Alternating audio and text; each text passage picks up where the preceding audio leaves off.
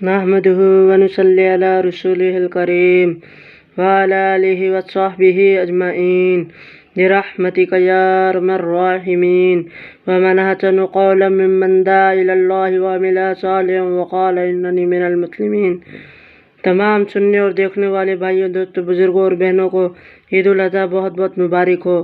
میرے بھائیوں، دوستوں، بزرگوں، اماں ہاجرہ رضی اللہ تعالیٰ عنہ نے صفا مروہ پر 7 چکر لگا کر قربانی دی،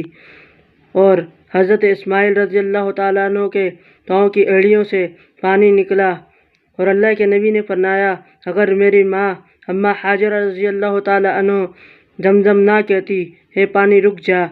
تو وہ پانی پوری دنیا میں سراب ہو جاتا اور پوری دنیا میں وہ پانی پہنچ جاتا۔ اور ایک بات اور، جن لوگوں نے حج عمرہ نہیں کیا، اللہ نے ان کو بھی زمزم پانی پلایا ہے۔ تو میرے بھائیوں،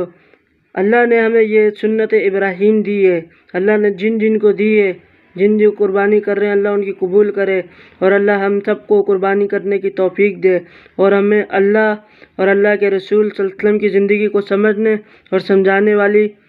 سمجھانے والا بنائے، لا الہ الا اللہ محمد رسول اللہ پر چلنے والا بنائے۔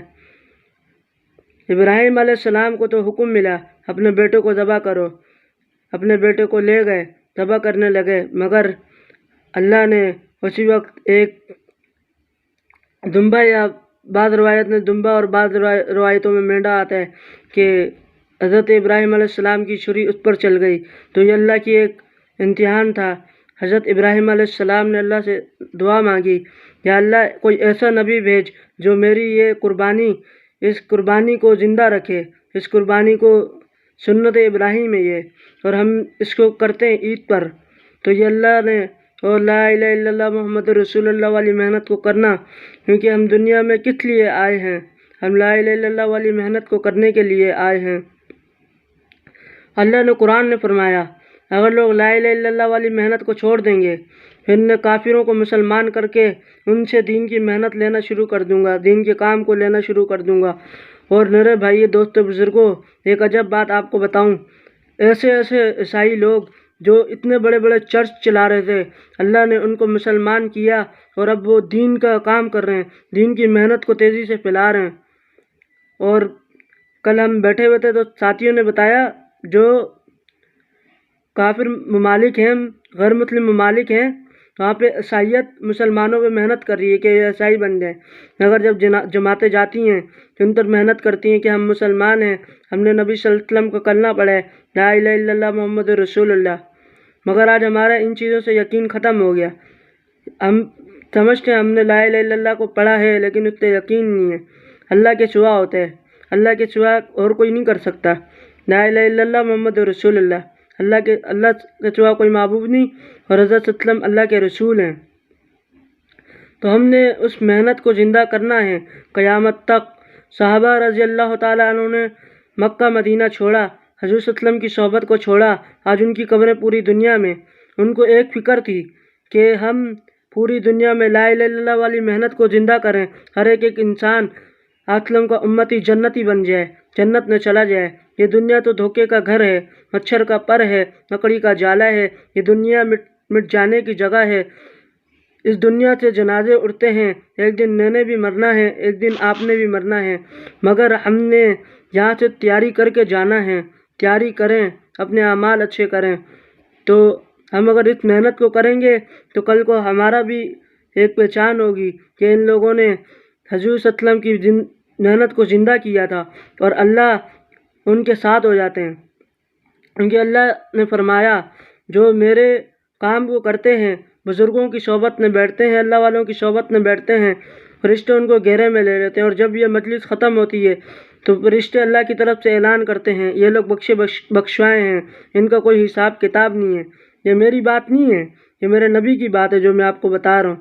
اور اللہ کے نبی کی دعا ہے، میرے جس امتی نے خیر کی بات سنی اور اس کو آگے پہنچایا، اللہ اس کے اندر کو خوبصورت کر دیں، عالیشان کر دیں، بھلے اس کا خود کا عمل ہے یا نہیں ہے۔ اور دوسری بات، اگر ہم اللہ والوں کی صحبت میں نہیں بیٹھیں گے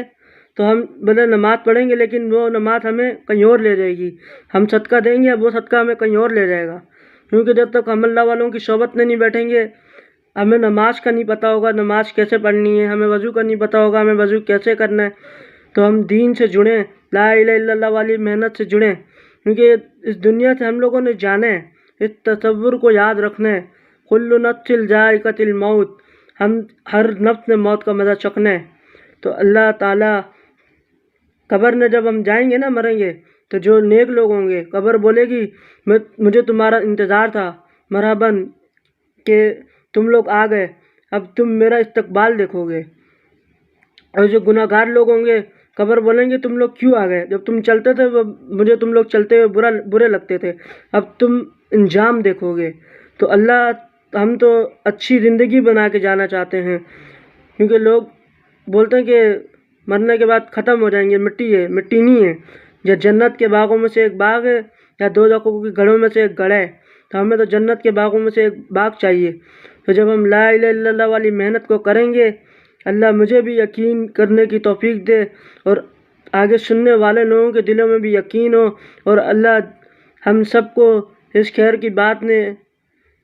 قبول فرمائے، کیونکہ ہم نے اس محنت کو ٹوٹی پھوٹی محنت ہے، مگر اس ٹوٹی پھوٹی محنت کو لوگوں کے آگے پہنچانا ہے، لوگوں تک رسول اللہ صلی اللہ علیہ وسلم کی بات کسی طریقے سے پہنچ جائے، نیکی کی بات کسی طریقے سے آگے پہنچ جائے لوگوں تک، کیونکہ ہم نے مرتے دم تک اس محنت کو زندہ رکھنا ہے۔ اگر ہم نے اس محنت کو چھوڑ دیا تو پھر اللہ ہمیں پکڑیں گے کہ تم نے میری محنت کو کیوں چھوڑا، میرے نبی کی زندگی کو کیوں چھوڑا۔ تو اس لیے ہم صحابہ کی زندگی پڑھیں، رسول اللہ کی زندگی پڑھیں، اور ہم زندگی کا ایک مقصد بنائیں، زندگی میں کیوں ہیں، ہم زندگی میں لا الہ الا اللہ والی محنت کے لیے ہیں۔